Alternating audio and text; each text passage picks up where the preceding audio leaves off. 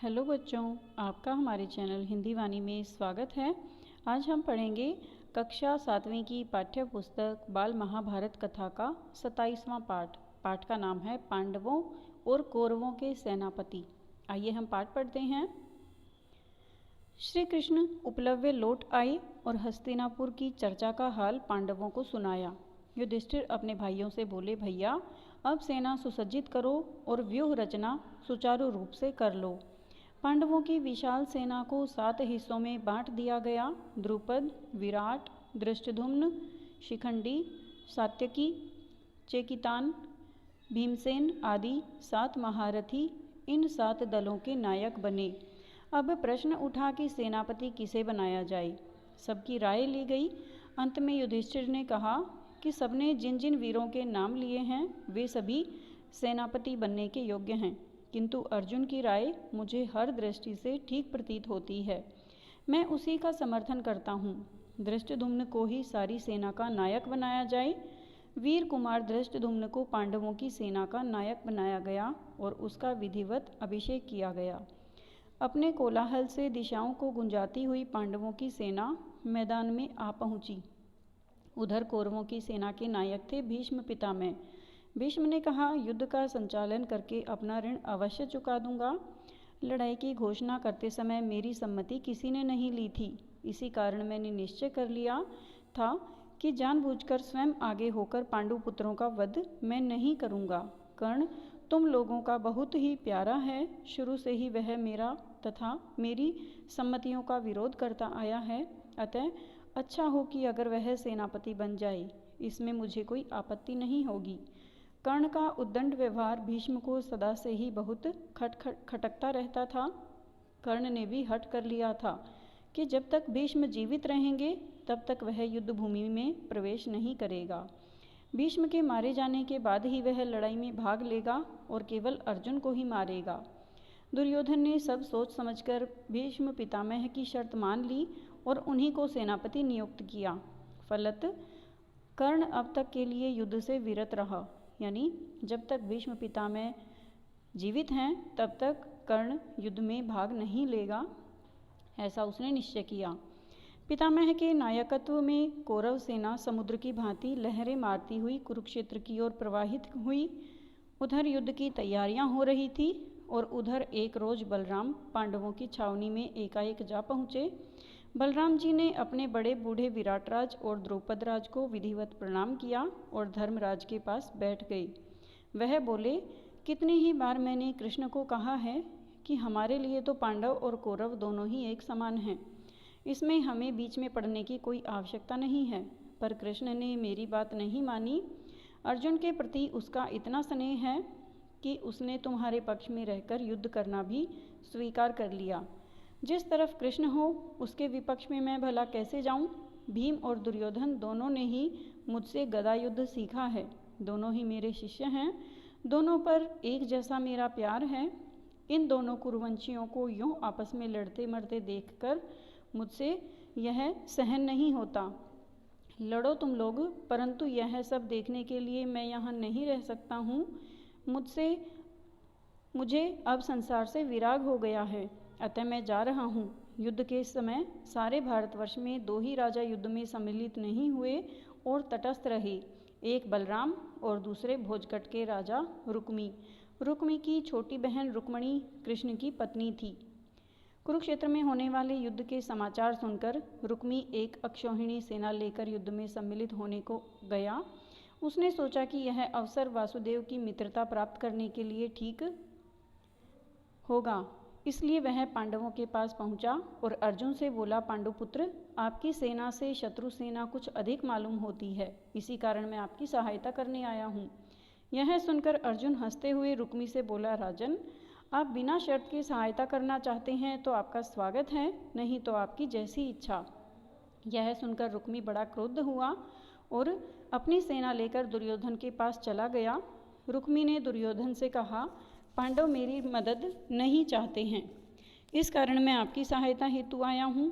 पांडवों ने जिसकी सहायता स्वीकार नहीं की, हमें उसकी सहायता स्वीकार करने की ज़रूरत नहीं है।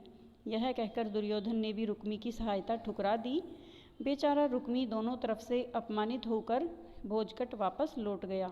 रुक्मी कर्तव्य से प्रेरित होकर नहीं, बल्कि अपनी प्रतिष्ठा बढ़ाने के उद्देश्य से कुरुक्षेत्र गया और अपमानित हुआ।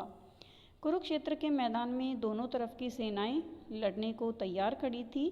उन दिनों की रीति के अनुसार दोनों पक्ष के वीरों ने युद्ध नीति पर चलने की प्रतिज्ञाएं ली। यानी युद्ध करने से पहले कुछ नियम होते हैं, कुछ उनके नियम तथा आचार विचार होते हैं जिनको मान लेना पड़ता है, उसके लिए शपथ लेनी पड़ती है, प्रतिज्ञा लेनी पड़ती है। कौरवों की सेना की व्यूह रचना देखकर युधिष्ठिर ने अर्जुन को आज्ञा दी, एक जगह सब वीरों को इकट्ठे रहकर लड़ना होगा, अतः सेना को सूची मुख सुई की नोक के समान व्यूह में सुसज्जित करो। इस प्रकार दोनों पक्षों की सेनाओं की व्यूह रचना हो गई। अर्जुन ने युद्ध के लिए तैयार हुए वीरों को देखा तो उसके मन में शंका हुई कि हम यह क्या करने जा रहे हैं। उसने अपनी यह शंका श्री कृष्ण पर प्रकट की। तब अर्जुन के इस भ्रम को दूर करने के लिए श्री कृष्ण ने कुरुक्षेत्र में जिस कर्मयोग का उपदेश दिया वह तो विश्व विख्यात है। यानी अर्जुन ने जब देखा कि उससे युद्ध करने के लिए उसी के सगे संबंधी बंधु बांधव आ रहे हैं तो उसका मन विचलित हो गया और उसने अपनी शंका श्री कृष्ण के सामने प्रस्तुत की। तब श्री कृष्ण ने उसे विश्व प्रसिद्ध कर्मयोग का संदेश दिया, गीता का उपदेश दिया। सब लोग इसी की राह देख रहे थे कि कब युद्ध शुरू हो, पर एकाएक पांडव सेना के बीच में हलचल मच गई। देखते क्या हैं कि युधिष्ठिर ने अचानक अपना कवच और धनुष बाण उतारकर रथ पर रख दिया है और रथ से उतरकर हाथ जोड़े कौरव सेना की हथियारबंद पंक्तियों को चीरते हुए भीष्म की ओर पैदल चले जा रहे हैं। बिना सूचना दिए उनको इस प्रकार जाते देखकर दोनों ही पक्ष वाले अचंभे में पड़ गए। अर्जुन तुरंत रथ से कूद पड़ा और युधिष्ठिर के पीछे कौरव सेना में घुस गया। दूसरे पांडव और श्री कृष्ण भी उसके साथ हो लिए। इतने में श्री कृष्ण बोले, अर्जुन, मैं समझ गया हूँ कि महाराज युधिष्ठिर की क्या इच्छा है। बिना बड़ों की आज्ञा लिए युद्ध करना अनुचित माना जाता है। धर्मराज का उद्देश्य अच्छा ही है। शत्रु सेना के हथियारबंद वीरों की कतार को चीरते हुए युधिष्ठिर सीधे पितामह भीष्म के पास पहुँचे और झुककर उनके चरण छुए। फिर बोले, पितामह, हमने आपके साथ लड़ने का दुस्साहस कर ही लिया। कृपया हमें युद्ध की अनुमति दीजिए और आशीर्वाद भी कि हम युद्ध में विजय प्राप्त करें। भीष्म बोले, बेटा युधिष्ठिर, मुझे तुमसे यही आशा थी। मैं स्वतंत्र नहीं हूँ, विवश होकर मुझे तुम्हारे विपक्ष में रहना पड़ रहा है। फिर भी यह मेरी कामना है कि रण में विजय तुम्हारी ही हो। भीष्म की आज्ञा और आशीर्वाद प्राप्त कर लेने के बाद युधिष्ठिर आचार्य द्रोण के पास गए और परिक्रमा करके उनको दंडवत प्रणाम किया। आचार्य ने आशीर्वाद देते हुए कहा, मैं भी कौरवों के अधीन हूँ, उनका साथ देने को विवश हूँ। फिर भी मेरी यही कामना है कि जीत तुम्हारी ही हो। आचार्य द्रोण से आशीष लेकर धर्मराज ने आचार्य कृप एवं मद्रराज शल्य के पास जाकर उनसे भी आशीर्वाद प्राप्त किया और सेना में लौट आए।